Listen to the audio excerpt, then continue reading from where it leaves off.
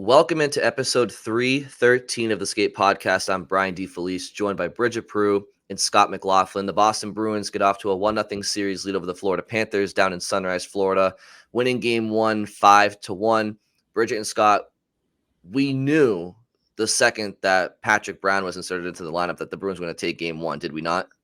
Yeah, that really got the people going. Yeah, as soon as he got emergency recalled on Sunday, I tweeted out Bruins in 4. I immediately amended. On our last podcast, I picked Panthers in 6, but I saw that and I was like, Bruins are sweeping. Like, it's over, guys. Well, I immediately thought, oh crap, who's injured? Because why is Patrick Brown coming up? And we'll get into that. Before we do our opening shifts, though, I just want to ask this very simple question: were you surprised at the results of yesterday's game and how it looked? Yeah, I mean, I wasn't expecting 5-1. I think how the game was actually played wasn't all that surprising. I think it was pretty physical both ways. I think Florida had the edge early. But if you told me, hey, Swayman's going to stand on his head and Bobrovsky's going to let up one or two that he might have been able to have, yeah, I can see how that game gets to 3-1, 4-1, tack on an empty netter. All of a sudden that starts to make sense. Yeah, I'm not surprised the Bruins won the game. I mean, I picked them to win the series. I seem to be the only one in North America besides. I shouldn't say that. Our Twitter audience also. Our Twitter poll was 70% of people picked the Bruins, but also once again, our audience is mostly Boston based, so I think there's some bias built into that. Yeah. But yeah, I was actually surprised though, because there's a lot of people in Boston that were very not confident going into the series based off last season. Well, yeah, and even more people nationally. I saw, I think on ESPN, I think they had 24 people or something pick the series, and 23 of them picked the Panthers. The only one who picked the Bruins was Steve Levy. Oh, Steve has some connections here. Yes, I was gonna say he also might not be completely unbiased. But here's the thing, though. It sounds like a lot of them are a little bit biased to not pick Boston, to have that many not pick Boston, because the Bruins only finished 1 point behind them in the regular season and beat them 4 times in the regular season. And I know everyone can say that doesn't mean anything, but if you want to talk about goaltending, that does mean something, and how Swayman been playing in the playoffs. I don't know how only one picks the Bruins to win the series. That's kind of crazy. Bridget, that does lead into my opening shift. So maybe I'll kick us off. And my opening shift is this. I think the most dangerous thing in sports is not a heavy favorite. I think it's a heavy underdog, because there's all the pressure in the world. And just to explain my consistency, I said the same thing last year. When the roles were reversed and the Bruins were playing the Panthers in the first round, I said going into the first round series, people were picking Boston in 5, Boston in 6 at the most. And some idiot picked the Bruins to sweep. Yeah, I don't know who that could have been.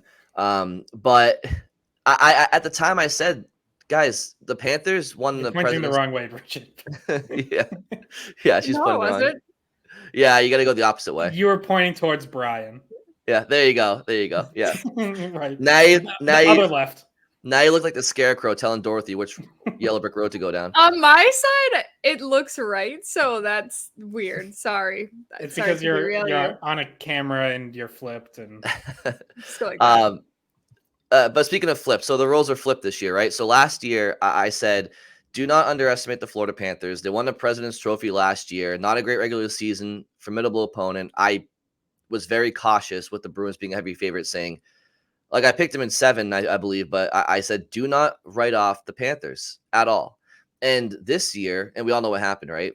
This year, Scott, to your point, 23 of 24 ESPN analysts, and I'm sure that ratio spreads to national hockey fans or international hockey fans and non-Bruins fans, right? It's, Panthers in 5, Panthers in 6. You're lucky to see a Panthers in 7, let alone a Bruins victory in the series. And it really does blow my mind, because what have we learned in professional sports, which is anything can happen, especially in hockey. And these teams, okay, yeah, they have Alex Barkov as a top center.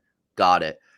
But guys, these teams are a lot closer than people give them credit. I know the Panthers have a better roster on paper, but to Bridget's point earlier, you finished a point behind Florida in the standings. The Bruins were winning the division all year, right? And they crapped the bed in the last week. That's why they aren't on home ice to start this series. And they're now 5-0 against Florida this year, including the regular season, which I know doesn't matter. But when are people going to learn that it's to just pick the heavy favorite? There's not. It's pretty lazy, and it's professional sports. You have to play things out. Yeah, and we're gonna certainly get into this game. I would also caution against people overreacting to game one and thinking like, oh, Bruins are now gonna, they're on their way to winning in 6 or whatever. Like, this could still be a really long series. It's entirely possible the Panthers could reel off 2 or 3 straight wins at some point. So don't want to get too far ahead of things the other way either. My opening shift is about the biggest reason that the Bruins are rolling right now, and that's Jeremy Swayman, who is off to a historic start this postseason. He has now allowed 2 goals or fewer in all 7 of his starts in these playoffs. He's only the 8th goalie in NHL history to do that.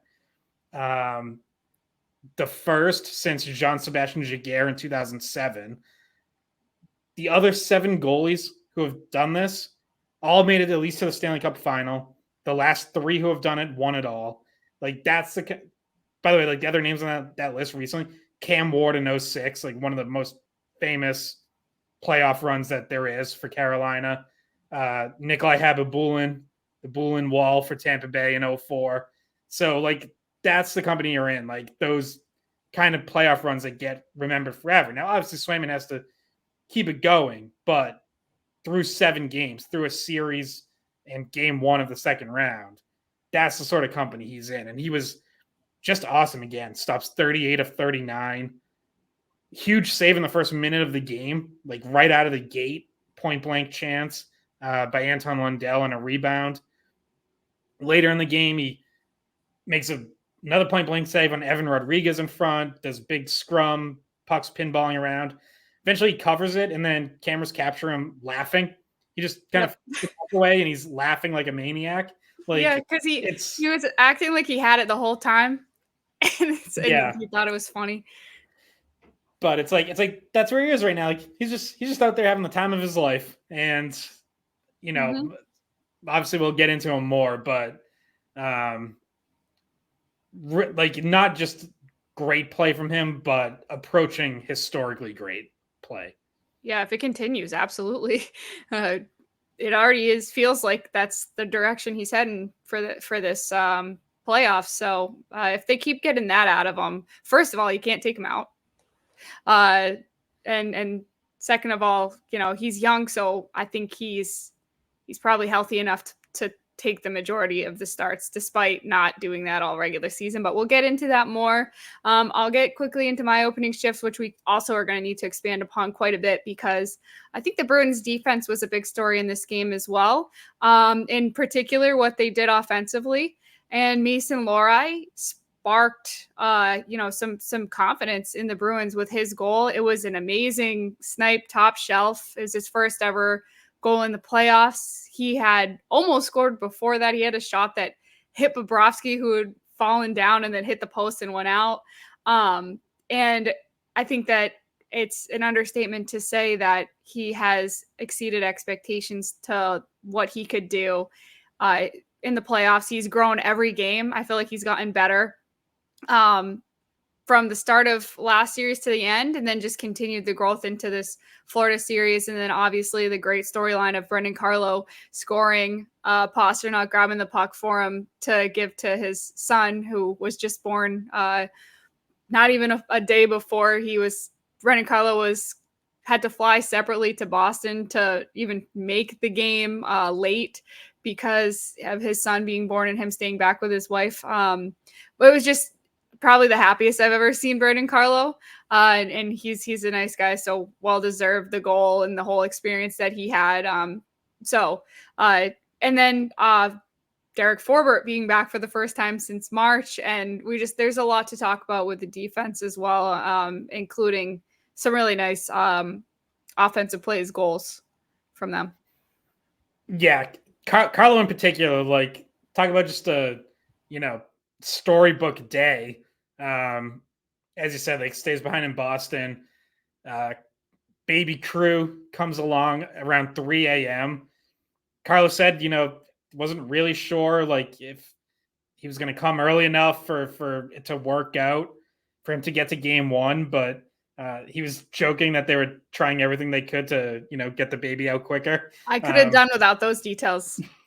What, saying they flipped his wife upside down? Yeah, no, I didn't need those details. I'm also horrified of childbirth, so I don't want to hear any details about any of it because I don't want to do it. So yeah, I was like, okay, well, we could have stopped at 3 a.m.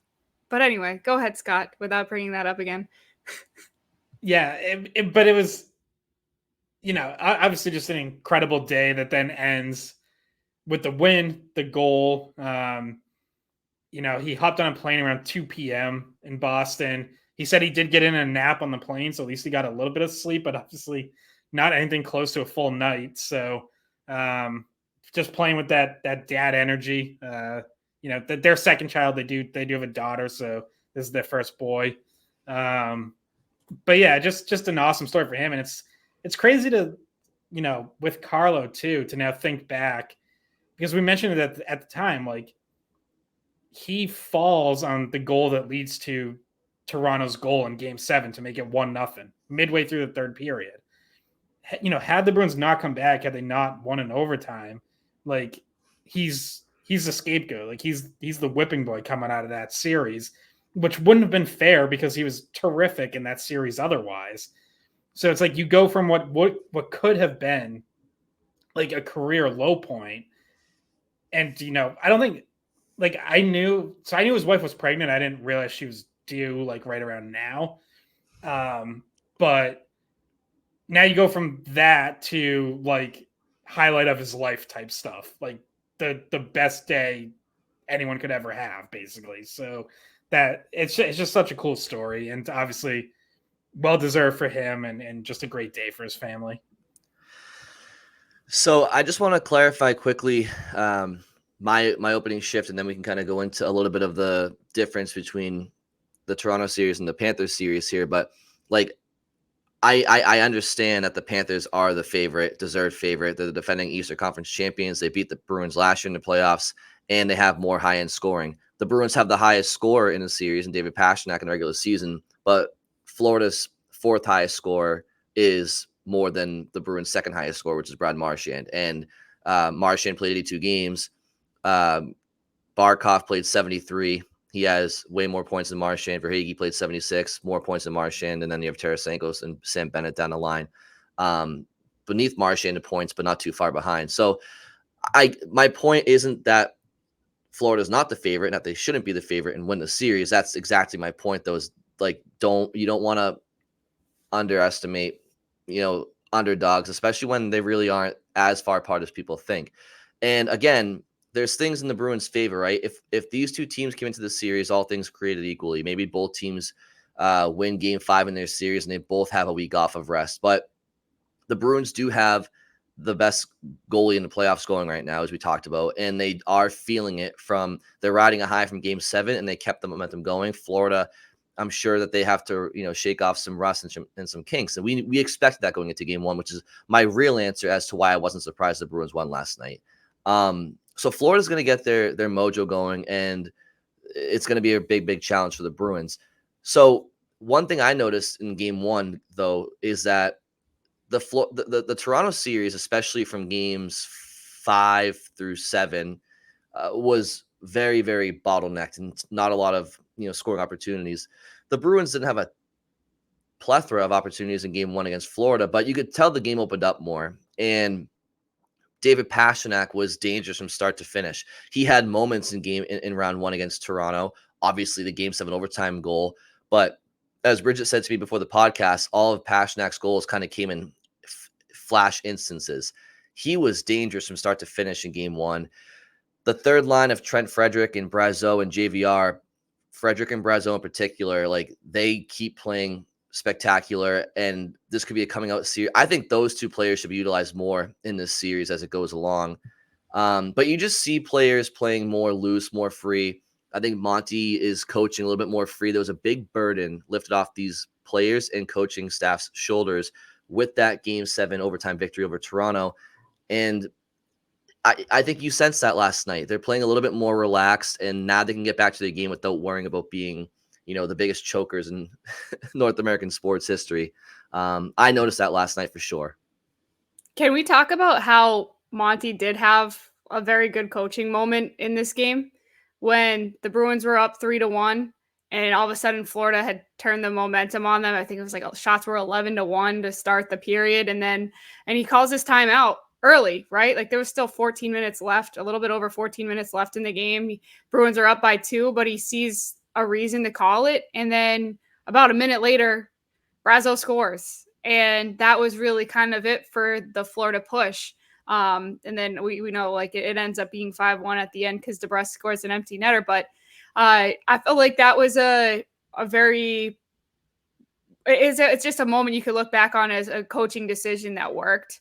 That not everybody probably would have done there, but it seemed to be important at the time, and it seemed to get everybody to just take a breather, and they end up extending the lead right after. Yeah, and it was like in the sense that, it makes all the sense in the world to call it to try to stop momentum. Yeah, like absolutely. As you said, shots were 11-1 in the third period at that point. But it was a little surprising because they were 12 seconds from a TV timeout. So you could say like, okay, just survive to the next face-off, and then we're going to get a TV timeout anyways. It wasn't after an icing, so it's not like the guys on the ice were exhausted. But it was, I mean, look, most games coaches never use their timeouts. So it was a moment where he decided, like, I'm not taking the chance of, we'll just wait it out through the next shift till the next face-off. We've been hemmed in here. They just got a couple chances on Swayman. You have to cover in traffic.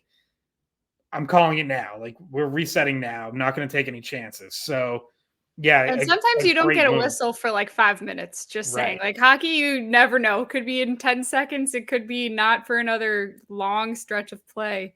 So it's a good call. Yep. I think to get back. Oh, sorry, Brian. Go ahead. No, all you. I was going to say, to get to something else that you said about Frederick and Brazeau. If you recall last year, Frederick was healthy scratch for some of those games. Brazeau wasn't on the team, obviously.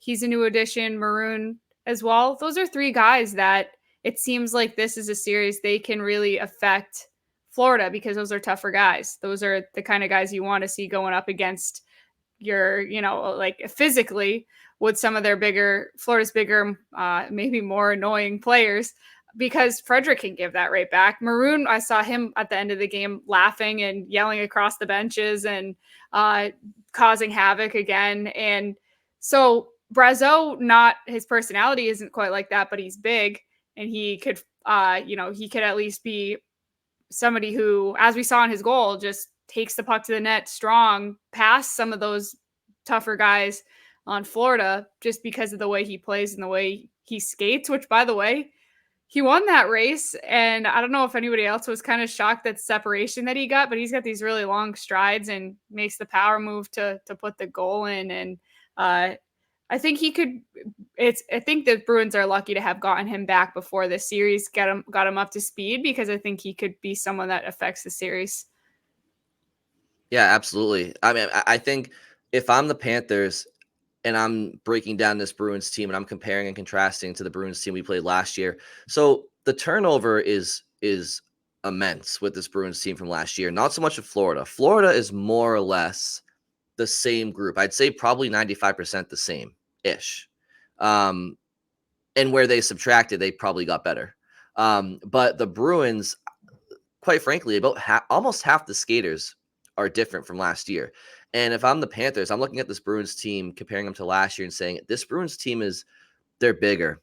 They're a bigger team than last year. I mean, you have Brazeau, JVR, Geeky, Maroon, Peak when he's in there, Wotherspoon, Lohrei is a big kid. Beecher, yeah, absolutely. So I think 3 of the 5 goals were scored by players that were not on the team last year.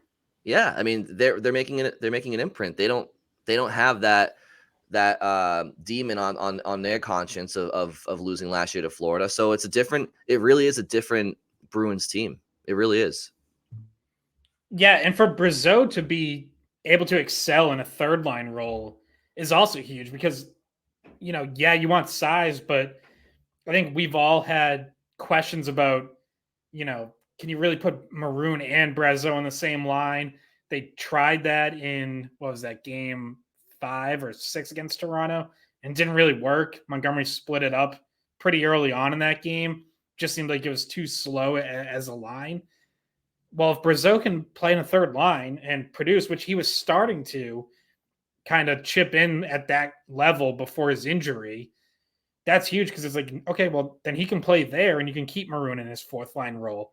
And that solves that problem. And then it's like, all right, if, once Heinen's ready, Heinen, by the way, was still out for game 1, was ruled out in the morning. Yeah, he traveled, and I saw they set all of his stuff up.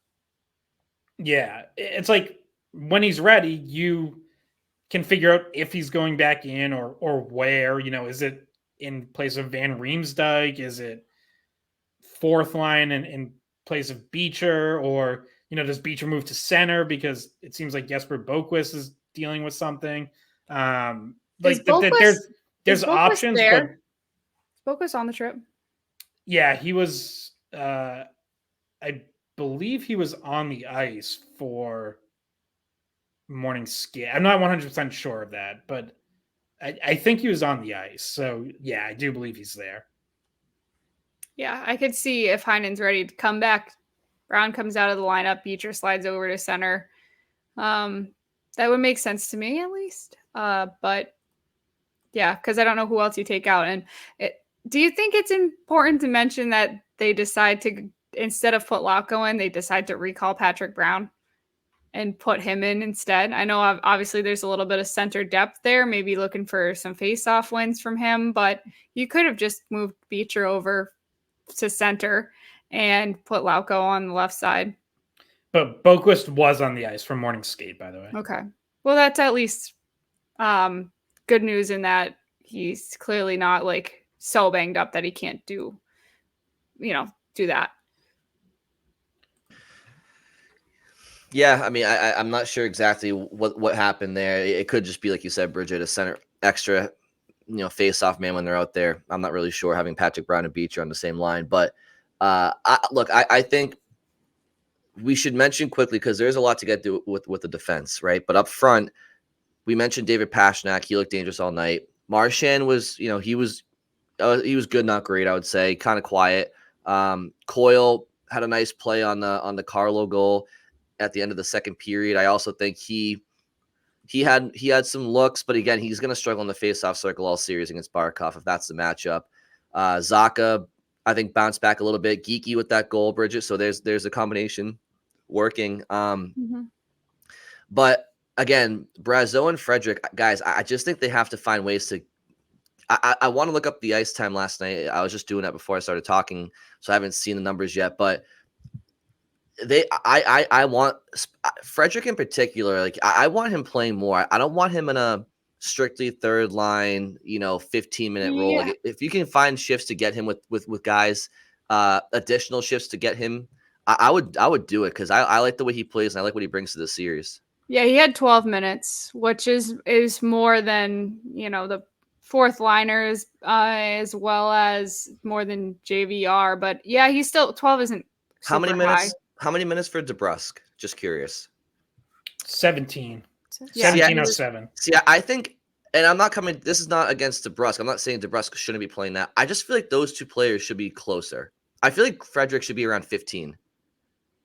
But maybe I'm on an island. I like his game. He really is a player that's just evolved completely, and he's responsible defensively. He gets engaged physically, and when the puck's on the stick, things happen. He gets the puck down low and he protects the puck, and gets it from low to high, takes it to the net. So I just think if you can get him to 15 minutes instead of 12, did anybody see a downside to that?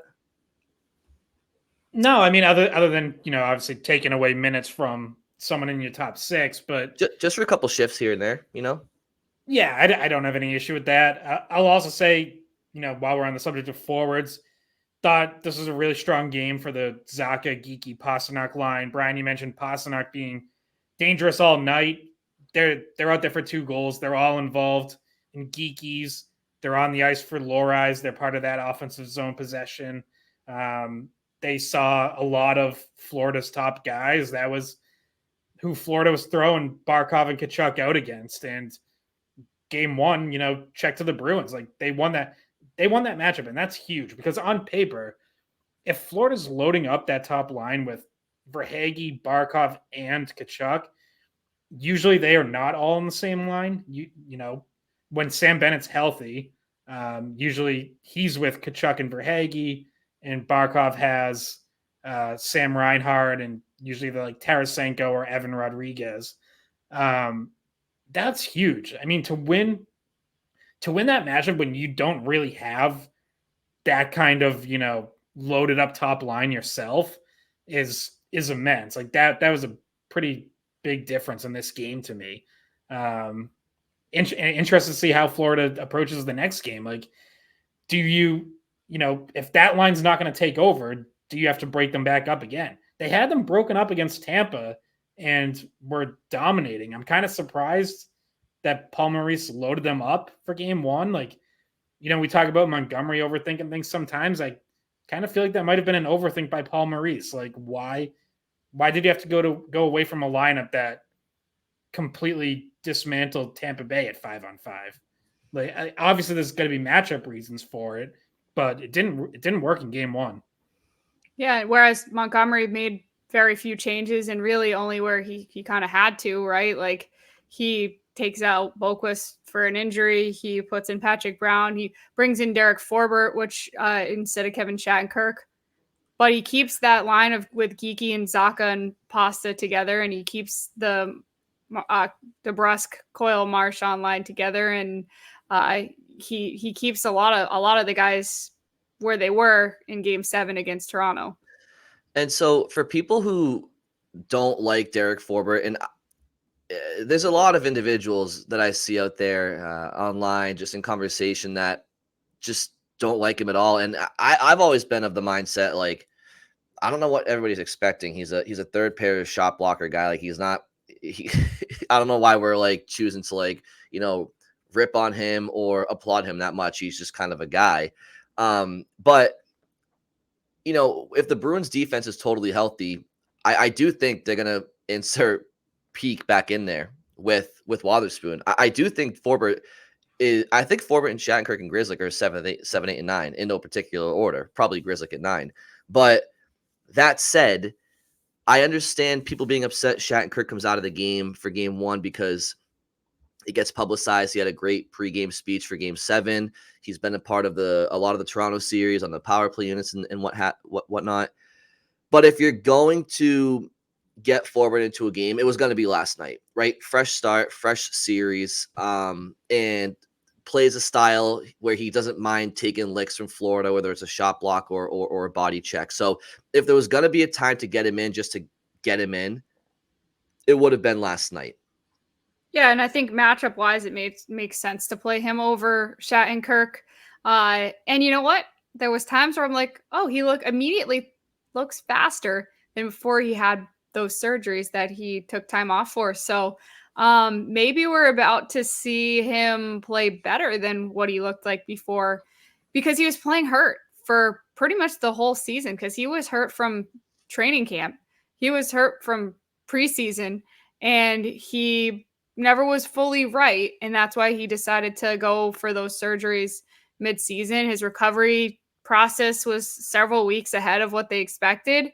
And he did, to me, look a little bit faster at times, because there was one time where there was a defenseman that had to turn and chase, get up, get back, because there was a turnover. And I'm like, oh, who's that? Because they got back in time. It was Derek Forbort. And I was like, okay, I'm seeing him seem to be fully healthy, which if that's the case, then you can put him in matchup dependent against a team like Florida, where you're going to need a bigger body, shut down defenseman that can block shots and can provide that for you. Montgomery said in practice and then in the game last night, he said he thinks Forbort's moving better than he has since January of last season, when he suffered a leg injury and ended up on long-term IR. People, if people forgot, he came back just in time for the playoffs, had been on LTIR to close out the regular season, and then suffers, we believe it was a groin injury in camp this year. That lingered. Then there was a second injury. So, yeah, I'm sure he feels better than he has in a long time. And I thought he played well. Like, I thought he looked good. I thought that was I'd be a good surprised pairing. to Like, see criticism this morning of him. I can't imagine anyone would have any criticism of Forbort's game last night. Like, I don't know what you would be picking out. Me neither. Yeah, people find ways, but again, it's like whatever. So I'll be honest. I love the depth of the Bruins blue line right now, because again, the playoff style of depth they have. First of all, Charlie McAvoy has yet to be the Bruins. I'd have to go back at the earlier on in the Toronto series, but I feel like there haven't been many games, if any, where he's been the Bruins' best defenseman in a playoff game this year. But again, that might be unfair, but certainly not in the last handful of games. And once he's that guy, once McAvoy is McAvoy, hopefully he gets back to that. And then you have Lindholm and Carlo, both of them who are playing great. And yes, Carlo had that what would have been a pretty unforgivable mistake, granted. But he did have that bad play in Game 7, but he did have a great series, right? And a great Game 1. Lindholm really picking it up the last couple of games. Again, the weight off their shoulders, it feels like. And Mason Lohrei, we're going to get into him. But that's your top 4 defensemen. But beyond that, your depth, you have 5 guys that really could step into the lineup at an NHL level and help your team with what they bring you. Shattenkirk, we know what he brings. Grzelcyk, we know what he brings. It's just that Lohrei brings it more right now. And Peak and Wotherspoon and Forbort. I mean, guys, they are set up right now to pretty much sustain any injury on the back end. Obviously, if Charlie McAvoy goes down, it's not great, but that you can say that about every team's top defenseman.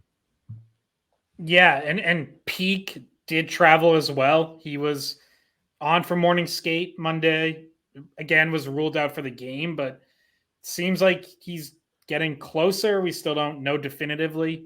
But yeah, Lohrei is such a big part of this equation, because I think we always felt like the Bruins had pretty good depth and had good options on the third pairing, depending on matchups and who's playing well and all that. It was, how are you rounding out your top 4? You got McAvoy, Carlo, Lindholm. Okay, we saw a lot of Grzelcyk in the regular season. Even the most pro Grzelcyk people, I think, would have to acknowledge he was inconsistent this regular season. Even certainly below his level from past regular seasons. Going to the playoffs, we know the issues he's had in the playoffs over the years. So it's just hard. It would have been hard to feel great about that. But then we also saw, we continue to see some growing pains from Lohrei, and then he kind of just fell out of favor down the stretch. Like, he just wasn't part of the rotation. So it was like, oh, okay, well, I guess, Bruins aren't really going to give him that shot, or don't really think he's ready for it. They're going to send him back down to Providence for a little more seasoning. Now let's remember, when they started round 1, he was in Providence. He played for the Providence Bruins the same night the Bruins were playing Game 1 against Toronto.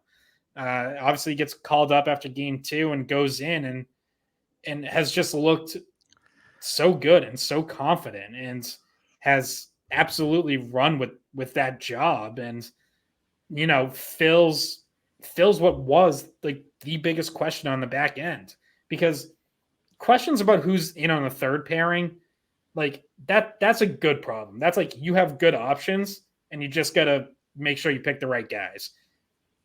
problems of who's your fourth top 4 defenseman, like that's an actual problem. Like that you actually need to find a real answer to. And he's proving to be that so far. Yeah, can we all get excited about the future of the Lohrei-McAvoy pair or the Lohrei-Carlo pair? Yeah, either one. I mean, the Lohrei-Carlo pair is just two lanky guys that, you know, they have this reach that can grab anything. And then a Lohrei-McAvoy pair is like some offense there that most top D pairs don't have if Lohrei keeps progressing the way that he is. So, like, in the future, that could be I could see the Lohrei-McAvoy pair just being huge. But in this series, which is what it was to end the Toronto series, but in this series, they're going Lindholm back to the Lindholm-McAvoy pair, and they're going Lohrei-Carlo. I don't know if you guys had thoughts on that at all. Well, they did, and I feel like at times they mixed it up at times. Yeah, because Lohrei had the fewest minutes of anyone, so he was kind of mixed around. But I'm not sure if it changes depending on, you know, if it's a period of the long change or if it's matchup dependent on when don't know, but they did kind of mix and match. I just want to say quickly, like I feel pretty vindicated. I've been beating the Mason Lohrei drum all season long, and I'll say this, actually even dating back to training camp, but I will say this. I never really put up much of a stink in the regular season when they sent it back down to Providence for a little extra seasoning, right? A little extra garlic powder, a little paprika. But spicy. But little chili powder. I get it. I got it, right? And you know what, to be fair, maybe part of the reason he's playing the way he is right now is because he went down and got those reps, because there's a physical element to his game right now too that is very evident. It's not just the highlight reel shot last night. It's not just the puck moving and the skating. He's riding guys off. He's finishing his checks. He's boxing players out. So I don't want to sit here and say that he should have been with the Bruins all year long, because maybe he learned some of that down in Providence. But what I will say is that heading into the playoffs, I was very adamant about him being in the game one lineup. And I was the only one on this panel who felt that way at the time. And you know what? To be fair to you guys, the Bruins were on your side too, because as Scott said, he started down in Providence. So the Bruins were also wrong. And I'm glad that they are giving him the chance and just not overthinking it, because it's obvious Grzelcyk might be historically the safer bet. And it's like, just Lohrei's like absolute gamer. He's so much talent. Just trust the talent and let talent shine. And Scott, I know you said all year that Lohrei was out there for like maybe the most 5-on-5 goals against among Bruin defensemen with a certain amount of minutes played.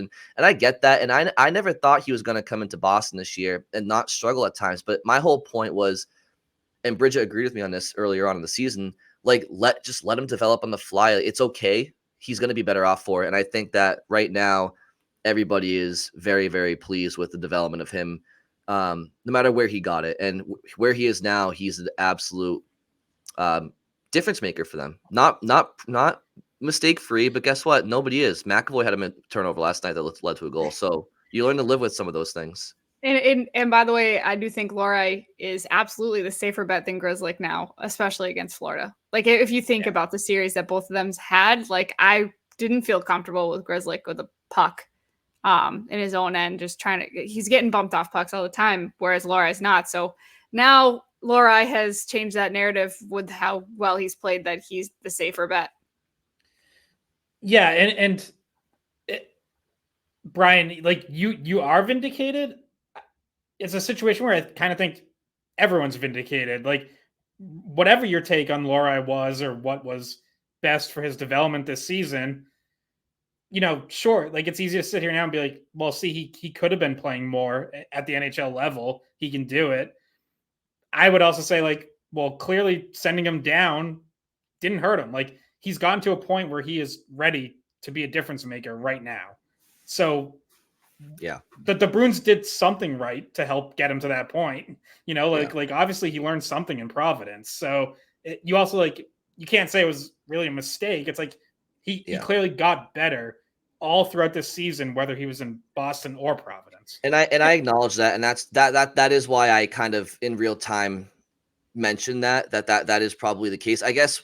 But I will say I do stand by the fact he should have been in game 1 against Toronto. I mean, now look, they won the game, fine, but I'm just saying, like, when the playoffs started, I do think he should have been here because he didn't do any developing in that one week or whatever. Like I do, or those couple of weeks. I think he should have been there to start the playoffs. But I do agree. Like, because I can't say he didn't learn and develop in Providence when they sent him down. So I think he will be. I think he will be next year. I think he's not going to be boomeranging to Providence as much next year if this is how it finishes out. No, I don't think he's ever going. Yeah, I don't think he's ever going back to Providence. I don't think so either. Unless he wants to visit a couple of his friends on the team, but yeah, he's not boomerang out of the top 4. And this wasn't on our docket today, but it's interesting because Scott and I in the middle of the season, and maybe I sound a little contradictory here because I said I was a Lohrei guy all year, which I was, but there was a time around the trade deadline where Scott and I both said if Lohrei has a package for a Hanifin trade, like we would make that trade, and that's because Noah Hanifin is a legitimate top 2 defenseman on the team. But maybe it's one of those. Maybe it ends up being one of those great trades for the Bruins that didn't end up happening. Maybe Lohrei ends up being something maybe greater than Hanifin, or maybe not, or on par. But either way, they definitely have a great player in him, and he's helping them on this playoff run right now. Yeah, and it reminds you of like other.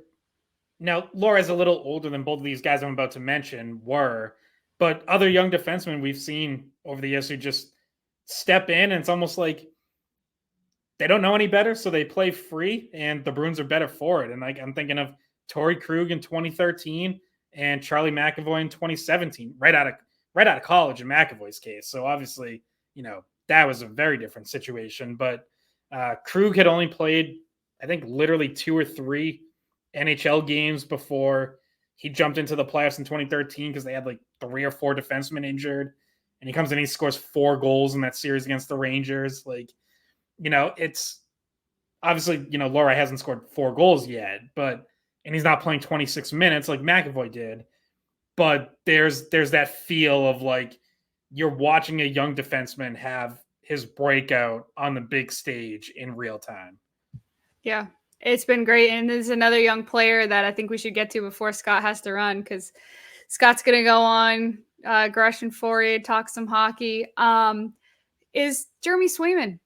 Like, people forget because of the way that he acts at how young he is. Like, he's this is still the early parts of his career. And we talked a little bit about him earlier, but this is the most shots he's faced all playoffs, 39. That's the most shots he's faced. Is his best save percentage of the entire playoffs through one game, up over 74%, or like 97%. My brain isn't working. Up over 97%.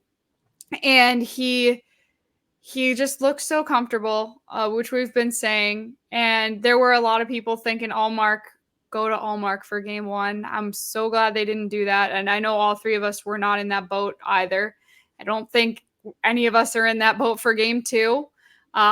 Probably not for most of the series, depending on how he looks. But still, even if he has an off night, guys, do you think we see like an off night? Do you think that that's enough at this point to go to Allmark? Or do you think because he's been playing so well that even if he has one off game, you're still like, we're going to go right back to him because we know what he's been doing? Well, Scott, go ahead first. I think that, that's where they would have to determine what led to the off night. Like, is it just an off night because every goalie is bound to have one at some point?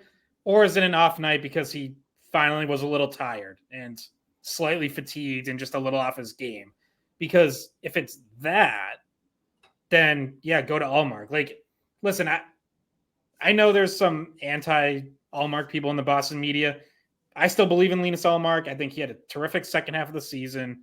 I think he played well in game 2 against the Toronto, despite the loss. Like, I wouldn't be as hesitant to go to Allmark for a game than other people. But, if it were like health and rest related, no. Like, I agree with that. But if it was just like he had an off night because he just like wasn't seeing pucks as well or whatever, like just for whatever reason, one reason or another, that didn't involve his like recovery and like being tired. Yeah. And that's the part that I mentioned on the last broadcast where it's like on our last podcast, sorry, of I want them to be more vigilant than they were last year, because last year it looked like there were signs of Ullmark fatiguing that went ignored. So that would be the one thing I would worry about is like, do you say, oh no, all right, Swayman came out of the game, said he felt fine, throw him back in, and then got, what happens if he has a second bad game? Like, did you stick him in there when he could have used a night off? Yeah, I mean, I think that if it's just an off night, I think he has earned a chance to rebound, and I think. I've said this till I'm blue in the face. Like I've never been anti Ullmark. I've never been anti both goalie usage. I've been anti 50-50 split rotation in the playoffs because I've known all along it's unrealistic. It's never going to happen. Like coaches are you're never going to do it. And I think right now Bruins fans that were pro 50-50 rotation for the playoffs because it's what they did in the regular season and it's what works. They severely underestimated how difficult it is when you get into that moment to take a goalie out who's playing well. It was never going to happen.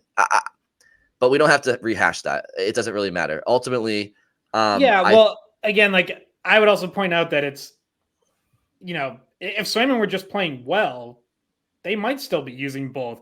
Swayman's playing historically great. Like that does change the equation. Well, for the listeners' sake, we will agree to disagree. It was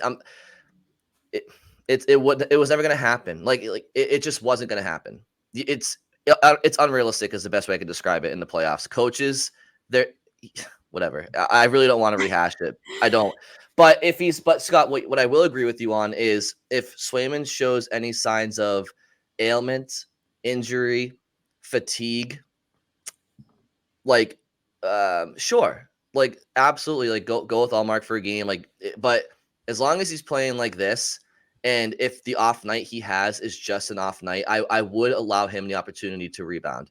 And I this is just my opinion, and I think people tend to overrate the narrative of they're not used to it, so they might get really tired.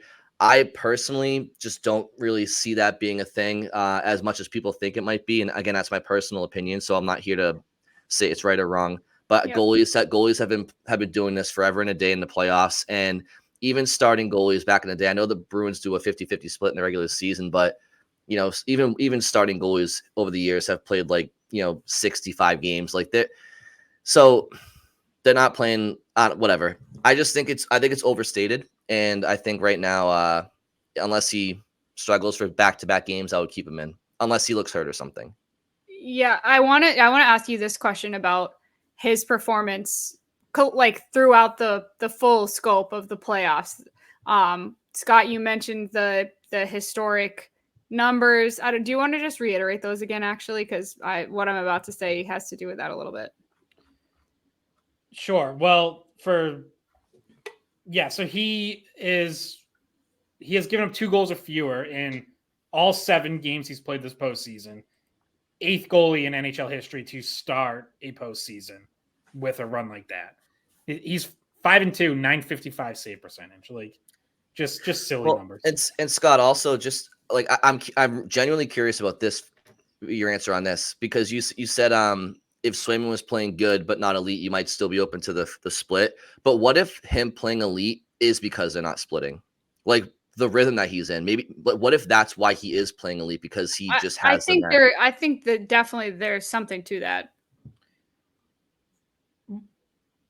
Right. So I guess I don't really understand. Like if he's playing elite, just keep riding him. Like I know, but I guess my question is maybe he's playing elite because he's not on the bench every other game, because he's in such a zone, such a rhythm. That's why he's playing elite. Like, and because he's riding that like starter high of like, I'm the man right now. Like that could be why he's playing elite, not great, because of the mojo, the confidence, all those things. For sure. I mean, we've seen them both be really good splitting too. So like, I don't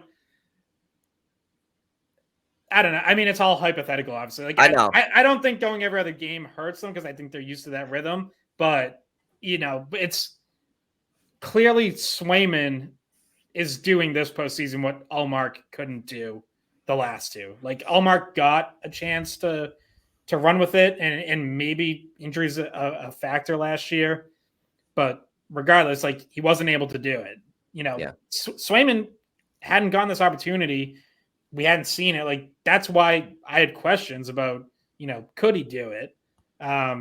He's doing it. Like there's no denying that. And that's what. So as bad as people wanted to see if the rotation would work, I wanted to see if Swayman could take a series from start to finish because we never saw that either. So that's what I wanted to see first before the rotation, and everybody else wanted to see, or a lot of people wanted to see the rotation before that. And I guess, we've never seen the strict rotation in the playoffs, and I just don't know if you ever will. I think it's a really difficult decision for a coach game in, game out. And I know, Scott, you've said in the past, it actually can make the decision making easier because the coach just knows they'll split every game. But once there's just too many things that happen in the games that make that difficult. Wait, I didn't get to what I was going to say though. So Scott, you said the last person to do that was Cam Ward, right? Jean-Sebastian Giguère in 2007. And in 2007. Cam Ward the year before that. Cam Ward in 2006. So the idea that popped into my head was if Swayman stays the guy and he stays with these numbers, don't you think that he wins the Conn Smythe? Like if the Bruins make a run all the way to the final, they win, Swayman has to be your Conn Smythe winner, it feels like, because there's precedent for it recently as well, like Vasilevsky, Tim Thomas when the Bruins won, Jonathan Quick, and then you talk about him and Cam Ward having being a comp with numbers through the first, what was it, 7 games of the playoffs or 8 games? Yeah, 8 games of the playoffs. So, I mean, look, he's been the best player in the Stanley Cup playoffs so far. Like, if you were doing MVP of the first round plus a game, it's Jeremy Swayman, and I don't think it's all that close. Long ways to go. Like, he's got to win a lot more games. This Bruins team kind of reminds me of the 2003 Ducks with Giguère, because that Ducks team had a pretty underwhelming roster outside of Paul Kariya. And I mean, I would say the Bruins have more stars in this team than that Ducks team did, but it's kind of similar where you have a goaltender who's kind of carrying a team a little bit further than maybe people expected them to. I just wanted to bring it up because just to put it on the radar. I think Giguère won the Conn Smythe that year, despite not winning the cup. Yeah, they lose games. They lose Game 7. The Devils are hoisting the cup, and he's getting the Conn Smythe. Wasn't a very happy picture. And Scott, I know you have to go, but quickly after the game last night, Monty was asked about the decision to go with Swayman in Game 1 against Florida, and he even mentioned, he said, we talked about it. We thought that we talked about going with Ullmark because of the high of Game 7 and travel, that maybe we go to Ullmark in Game 1. But ultimately, Swayman is playing, when you're playing the way he is, I just didn't want to overthink it. And I think the Bruins are just learning right now after that first round, monkey off their back. I think they're just going to go with their instincts more often, and instead of overthinking, I think that goes team wide. And I think that would really benefit the Bruins going forward here from a coaching perspective. Just go with your instincts. Don't overthink matters, and just play the game in front of you. Yeah, you would hope so.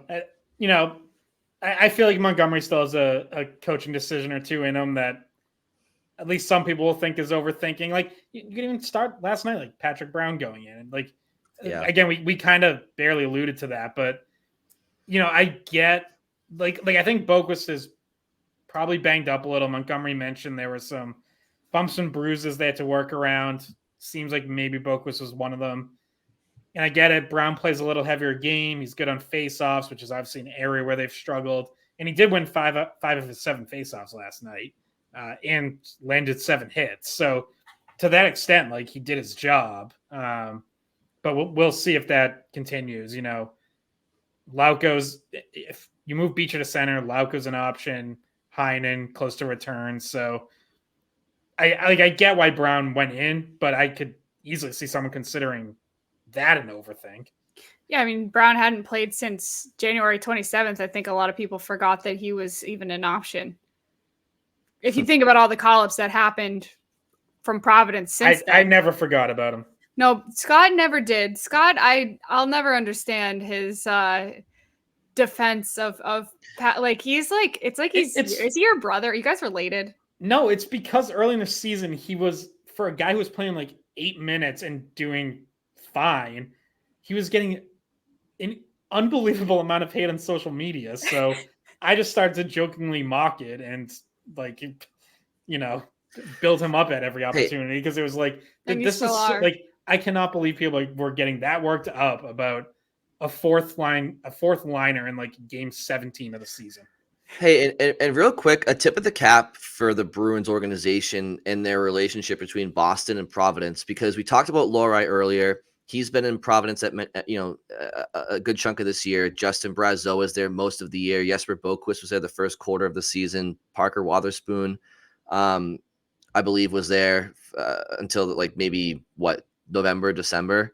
So like, yeah, it's just, and Patrick Brown, you guys were just talking about, although we don't really see him being a mainstay, but good on the Bruins managing their, both rosters and knowing when to call guys up and who's playing well in Providence that can help the Bruins up, in Boston. So they've done a good job this year with managing both those, the organization, I suppose. So just wanted to mention that. Okay. So that probably wraps it up. Scott, you have to go. So the Bruins and Panthers game 2 will be Wednesday night. Mm-hmm. Wednesday night. So the Bruins look to go up 2-0. And thank you all for listening, and we will talk to you on Thursday. Hey guys, thanks for watching the Skate Podcast. If you want to see more of our videos, visit our playlist. Not in front of a screen? You can listen to us on Spotify, Apple Podcasts, or wherever you get your podcasts. Don't forget to follow us on social media. And if you enjoyed this video, please don't forget to give us a thumbs up, subscribe to our channel, and leave a comment.